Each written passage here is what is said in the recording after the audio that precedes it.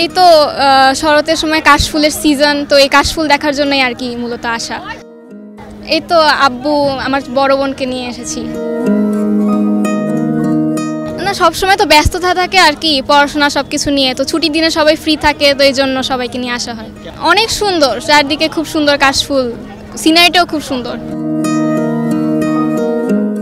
এই জায়গাটা মূলত অনেক সুন্দর, দেখতে অনেক সুন্দর, এই জন্য এখানেই আসা।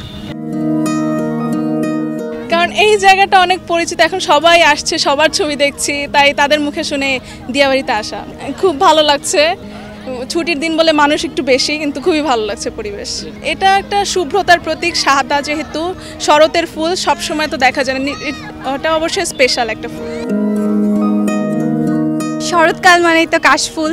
আমরা ফ্ল্যাটমেটরা সবাই একসাথে থাকি, তো হুট করে আর কি প্রোগ্রাম করা হলো যে সবাই যাচ্ছে যেহেতু, এই জন্য ট্রেন হিসেবে আর কি আমরা এখানে চলে আসি। এসে ভালো লাগতেছে, সব খোলামেলা পরিবেশ। ঢাকায় যেহেতু একটা যান্ত্রিক শহরে আমরা থাকি, তো এই জন্য আর কি আসা।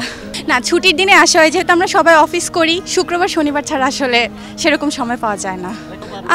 এটা আসলে ঠিক বলতে পারছি না, তবে হ্যাঁ, এখানে আসার পর যেটা মনে হচ্ছে যে আসলে এটা ছোটোখাটো একটা ট্যুরিস্ট পয়েন্ট হয়ে গেছে।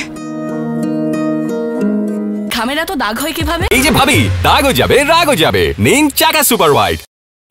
শরৎ বলতেই আমরা কাশফুল বুঝি, আর এটা দেখতেও ভাল লাগে, আর এটা একটা বারই আসে সিজনে, এই জন্য বেশি আকৃষ্ট আর কি। শরতের এই দিনগুলোই তো মিস করি, বছরে একবার হলেও আসা হয়। অবশ্যই এটা একটা খুবই আনন্দ, সবাই এক জায়গায় একটু কাশফুল দেখতে আসলাম, ভালোই লাগতেছে।